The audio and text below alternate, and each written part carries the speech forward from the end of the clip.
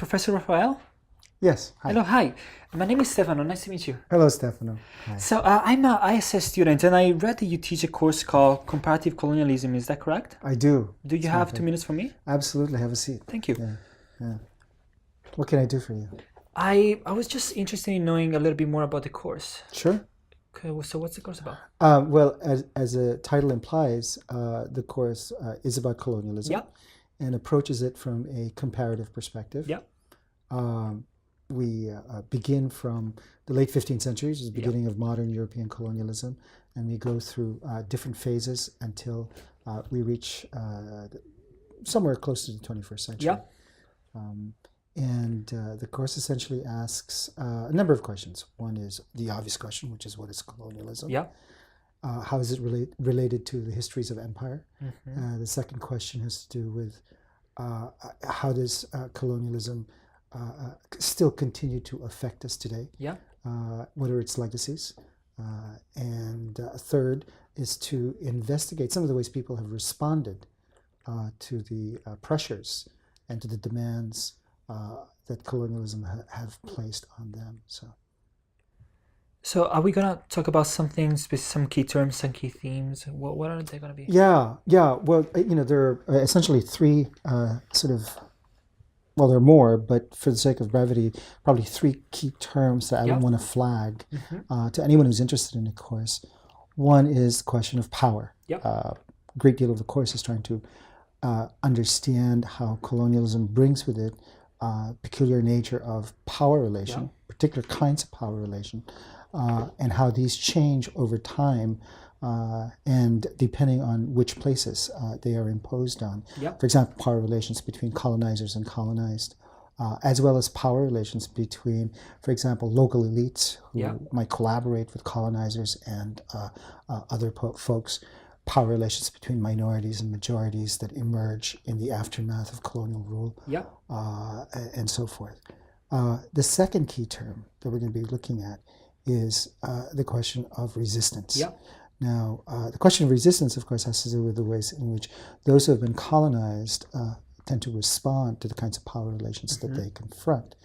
But it's not just a simple question of resistance, not just a simple question of simply overthrowing, for example, power relations, more like working with, negotiating, at times even collaborating with these power relations. So what I'd like to emphasize is a somewhat much more complicated notion of resistance, just as I want to emphasize a much more flexible and pliable notion of power that comes into play in the midst of colonial rule.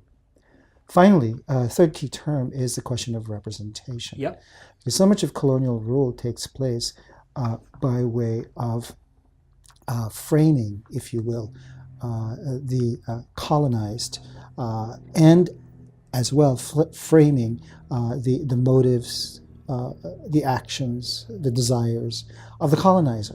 And it's in and through those mutually inframing relationship that something like power and resistance can come about. So those are the three major, if you will, keywords that we'll be looking at in this course. So power, resistance, and representation. Correct, yeah. And how would you use these words like in everyday life? I'm not quite sure if I've ever used them. Well, the interesting thing about colonialism is that it's not so much simply a topic that one can study out there. In fact, one of the contentions of the course is that colonialism is interesting only to the extent that we appreciate how it operates on the level of lived experience to this day. Let me give you an example. In my case, of course, I grew up in the Philippines. And I didn't come to the United States until I was going to graduate school. I was in my early 20s when I came here. And if you anyone who knows anything about the Philippines knows that it's been the site of multiple empires: Spanish Empire, the U.S. Empire, the Japanese Empire. So there's a way in which you could imagine my upbringing to have been the result of living through the legacies of these different empires. So in my case, not just empire, but the various resistances various responses to empire, for example, nationalism, which will be an important topic in the class, that these various responses have shaped the way I look at the world, the way I relate with others, and so forth. Now, it's my contention that it's the same thing that happens in this country, and in fact in many, many other countries, which have been the sites of different kinds of imperial powers. Empires leave an indelible mark, not just on the culture and on the landscape, but on individual lives. And these indelible marks are, in a way, they're like genes. One carries them within oneself, one assumes them. And I think part of what makes the course interesting is the extent to which I hope that in the process of taking it, students will become much more aware of how they carry the marks, the stigmata, if you will, of colonial rule and its aftermath. So how do you think it's going to work with in an online environment? That's hard to tell. This is the first online class I'm teaching. Oh, wow. And as we speak right now, it is still being put together. So I'm very, very eager and very anxious to see how it will turn out. So I'm looking forward to it. Yeah. What's the most surprising thing that you learned in this process? That's hard to say. Well, first of all, in the process of putting together the syllabus, I was asked to do a blueprint. And that meant rethinking the way I structure my classes. One of the things I think that will strike anyone who is in the humanities or social sciences, that once they start doing this online course, what they'll notice is a shift in, for want of a better word, a set of cultural expectations. Right? Let me put it this way. The difference, in my experience, the difference between putting together a syllabus, which I normally do for classes, and putting together a blueprint, which is demanded for this online course, is like the difference between, for example, writing a narrative or writing a story and producing a blueprint for a house. Right? The blueprint is precisely a set of specs where everything, down to the most minute detail, it has to be specified. The idea is that, like a blueprint, even if you are not there, somebody else can step in and complete the work if you give them the blueprint, right? Like when you're building a house or something. Whereas in a syllabus is much more idiosyncratic. It's much more personal, right? It's like a narrative, right? It bears the stamp of the professor who's teaching it the way a story bears the stamp of the storyteller who's telling the story. And so it's very difficult for someone else to come and teach the same class without leaving their own mark. In the case of the blueprint, it's a little bit more impersonal. So that's the first thing that strikes you, at least it struck me when I started doing this class, is the difference in culture, as it were, between the people who are doing online and the people who are doing offline. How it will affect the way the class comes out, what sorts of middle ground is reached or not reached is, something that I'm eager to see. But from this perspective, I'm not sure yet what kind of animal is going to emerge in the process. So So I have another question. The degree is called Integrated Social Science, but I'm actually not quite sure what social science means. What does it mean? Social sciences is I'm sure you've gotten different responses from different people. Yeah, I heard different stuff about this, right? I certainly didn't become a historian thinking that I was going to be a social scientist, right? For the most part, I became a historian because I was interested in certain kinds of questions, or certain kind of problems. And I think that the question of what is social science is probably best approached that way, which is not so much, what is it, what kind of an object is it? It's more like, what sorts of questions does it make possible? What kinds of doors does it open? What kinds of narratives does it allow you to tell about the world, about yourself, about others, right? So in the case of the social sciences, there is, at least my understanding of it, and perhaps this is what both connects it with but also differentiates it from the humanities. In the case of the social sciences, there's always a quantitative and a qualitative side to it. The quantitative side to social sciences, of course, has to do with the use of certain kinds of techniques, statistics, primarily probability theory, game theory, all of which are very interesting, and I think the great virtue of these quantitative techniques is that they allow social sciences to have a certain kind of predictive value. Yeah. And in that sense, a kind of quantitative approach to social sciences allows the kinds of knowledge that emerge to be translated into something like policy proposals. In other words, it can have very practical applications. Yeah. Qualitative social sciences, on the other hand, depend on other kinds of techniques. Ethnography is one of the most important, whereby you actually do research and describe, as its name implies, ethnography, the writing of ethnos, of culture, right? You actually do research on and describe the everyday unfolding of life, right? As one of more popular social scientists, Clifford Geertz, coined it. It involves thick description, right? Detailed description of day-to-day life.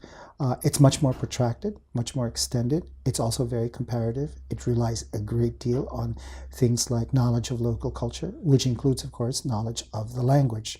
So in that sense, qualitative social sciences, I would say, depends a great deal on translation, the work of translation, very, very important. Because one has to know how to not just navigate between languages, but also between cultures or among different cultures, as the case may be, right? And finally, qualitative social sciences also relies a great deal on sort of sensing, once again, and this is the tradition I come from, relations of power.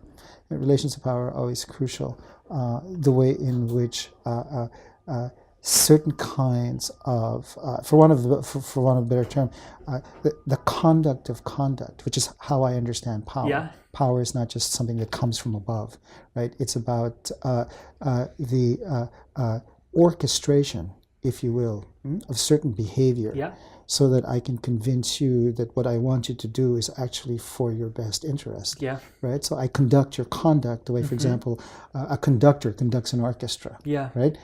How these power relations, this conduct of conduct, produces certain kinds of people, certain kinds of subjects, certain kinds of consciousness, right?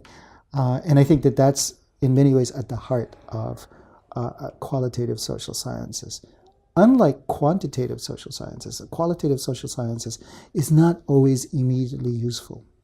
The usefulness is not something that's readily apparent. It can't always be translated into social policy. At times, and in fact, I would argue that this is one of the strengths of qualitative social sciences, is that it can be used to critique policy. The kind of policy formulations that might come from quantitative social sciences and might be applied in, for example, everything from changing the tax structure to voting patterns to race relations, right? That these kinds of policy recommendations sometimes are oblivious to the existence of differences, again, power relations and so forth. And that the qualitative social sciences can be very useful in terms of critiquing the kinds of stuff that comes out of the blind spots, if you will, of quantitative social sciences.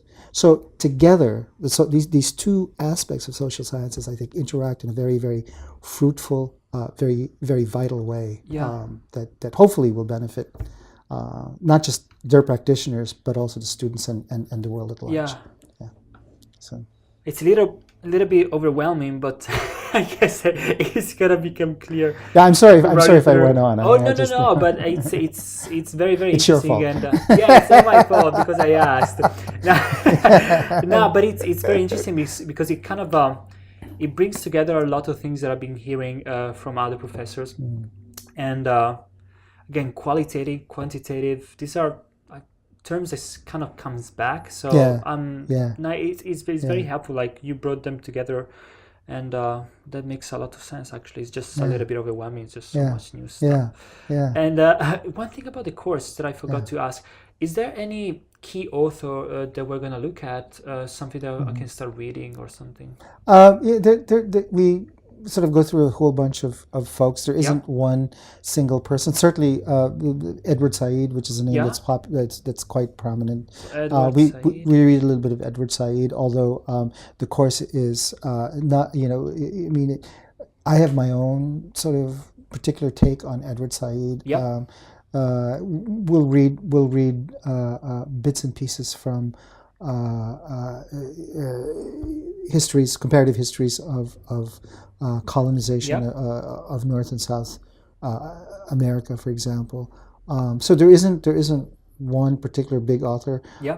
Although there are two required texts, and I suppose that the authors of those two texts would be something that you could start reading. For example, if you want to take the course, one is Benedict Anderson, and his book Imagined Communities, which is one of the most useful books for thinking about the history of nationalism in relation to empires. And so we'll read that book. And the other text is a slave narrative, a mid-19th century slave narrative by a former slave named Harriet Jacobs. Oh, wow. And it's called Incidents in the Life of a Slave Girl, which is a very compelling, very dramatic story about her captivity and her escape from enslavement. So those are the two, and then the rest of the course will be made up of a whole variety of shorter essays that I will put together in a reading packet. Well, this was very, very helpful. Oh, and, I'm glad. It sounds very, very interesting too. I'm glad. Well, it was a pleasure to meet you. And anytime. Thank you so much. Yes, thank you. Have a good one. Yeah. You too. Bye-bye. Yeah, and don't smoke too much. Okay.